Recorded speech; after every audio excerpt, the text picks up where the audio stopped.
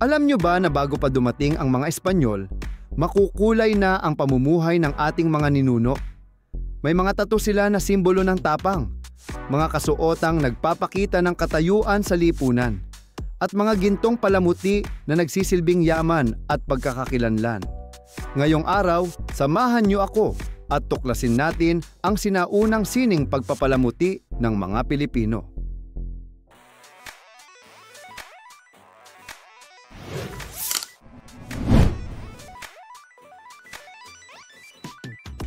Bago tayo magpatuloy sa bagong aralin, balikan muna natin ang ating napag-aralan noong nakaraang linggo. Naalala ninyo ba ang iba't ibang kagawiang panlipunan ng ating mga ninuno? Tingnan natin ang mga larawang ito.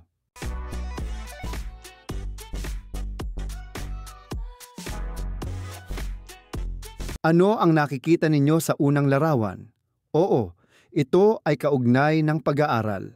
Noon pa man, pinapahalagahan na ng ating mga ninuno ang pagbibigay ng kaalaman, kahit hindi formal na paaralan ang gamit. Pangalawang larawan, makikita natin ang panliligaw. Iba't ibang paraan ang ginagamit ng mga ninuno. Ang iba'y gumagamit ng harana, ang iba naman ay may mga ritual. Sa ikatlong larawan, ito ay kasal. Para sa ating mga ninuno, ang kasal ay hindi lang pagsasama ng dalawang tao, kundi ugnayan ng dalawang pamilya. Sa huling larawan, makikita ang ugnayang pamilya. Mahalaga sa mga sinaunang Pilipino ang matibay na samahan ng pamilya dahil ito ang pundasyon ng kanilang komunidad. Kaya mga bata, masasabi natin na noon pa man, may mga kaugalian na ang ating mga ninuno na hanggang ngayon ay makikita pa rin natin. Sino sa inyo ang makakapagbahagi ng sariling karanasan o obserbasyon tungkol sa mga gawaing ito sa inyong pamilya o komunidad? Halimbawa, paano ninyo ipinagdiriwang ang kasal? O paano pinapahalagahan ang edukasyon sa inyong tahanan? Ngayon, mula sa ating pagbabalik-tanaw sa mga kagawiang panlipunan, alamin naman natin ang iba pang anyo ng kalinangang bayan, lalo na ang kanilang pananamit, palamuti at sining.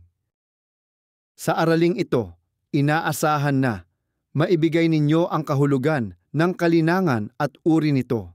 Masusuri ninyo ang mga paniniwala at tradisyon ng sinaunang Pilipino. Maiisa-isa ninyo ang iba't ibang uri ng sinaunang sining at pagpapalamuti. Mapapahalagahan ninyo ang kalinangang bayan bilang bahagi ng ating pagkakakilanlan. Ngayon naman, mas lalo nating kikilalanin ang sinaunang sining pagpapalamuti ng ating mga ninuno. Ang pantaas na damit nila ay tinatawag na kanggan o kangan. Wala itong kuwelyo o manggas. Ang kulay nito ay nakabatay sa katayuan sa lipunan. Kung dato, pula ang suot. Kapag mas mababa ang antas, asul o itim ang isinusuot. Sa pang-ibaba naman, ang suot ay bahag. Isang telang nakabalot sa baywang hanggang hita. Sa ulo, isinusuot nila ang putong, isang tela na binabalot sa ulo. Ang disenyo nito ay nagsisilbing simbolo ng kanilang katapangan. Halimbawa, ang taong nakapatay ng isa ay may pulang putong, samantalang ang nakapatay ng 7 ay may bordadong putong. Ang pang-itaas ay baro. May manggas at ipinatong sa katawan. Ang pang-ibaba, baro, isang maluwag na palda, karaniwang may tapis, isang tela na ibinabalot sa baywang. Mahilig ang ating mga ninuno sa mga alahas, kadalasan gawa sa ginto. Kilala ang gambanes, gintong pulseras na isinusuot sa braso o binti. Mayroon ding pumaras, alahas na hugis rosas. Ang ilan ay nilalagyan ng pusad o gintong dekorasyon sa kanilang ngipin upang mas lalo silang gumanda o gumwapo. Hindi rin mawawala ang hikaw. Minsan, higit pa sa 4 na pares ang isinusuot sa isang tainga. Isa sa pinakakilala sa ating mga ninuno ay ang kanilang mga tato. Tinawag silang pintados ng mga Espanyol. Para sa kanila, ang tato ay hindi lamang dekorasyon. Ito ay simbolo ng tapang, lakas, at karangalan. Naniniwala rin sila na ang tattoo ay may mahika at kapangyarihan na nagbibigay proteksyon at tagumpay sa labanan. Karaniwang makikita ang ganitong tradisyon sa mga Bontoc, Kalinga, Ifugao, Igorot.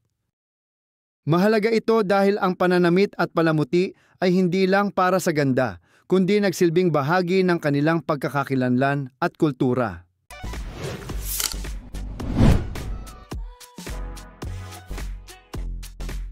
Ngayon naman, susubukin natin kung gaano ninyo naunawaan ang ating aralin.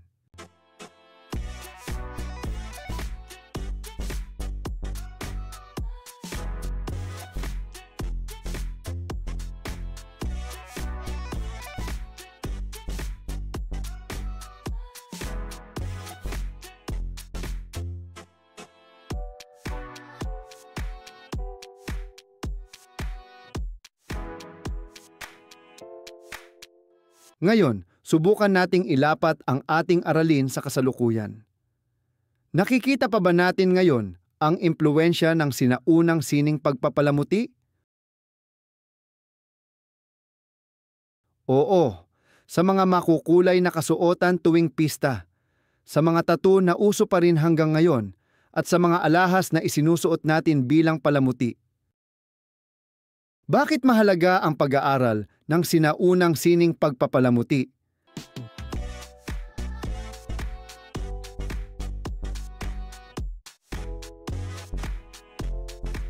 Dahil dito natin nakikita ang kasaysayan ng ating lahi. Ipinapakita nito na ang mga Pilipino ay mayaman sa kultura, malikhaing mag-isip, at may sariling pagkakakilanlan bago pa man dumating ang mga dayuhan. Kaya mga bata, isipin natin kung ipagpapatuloy natin ang pagpapahalaga sa ating mga kasuotan, palamuti at sining, paano ito makakatulong sa pagpapatibay ng ating pagiging Pilipino? Ano ang natutunan ko? Ano ang pinakamahalagang kulturang Pilipino na nais kong mapanatili? Paano ko ito maipapakita sa pang-araw-araw na buhay?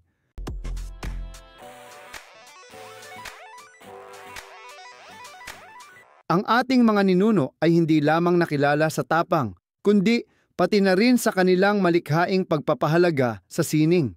Ang bawat tato, bawat kasuotan at bawat palamuti ay kwento ng ating pagkatao. Kaya't bilang mga Pilipino, tungkulin natin na ipagpatuloy at pahalagahan ang ating kalinangan dahil dito nakaugat ang ating pagkakakilanlan.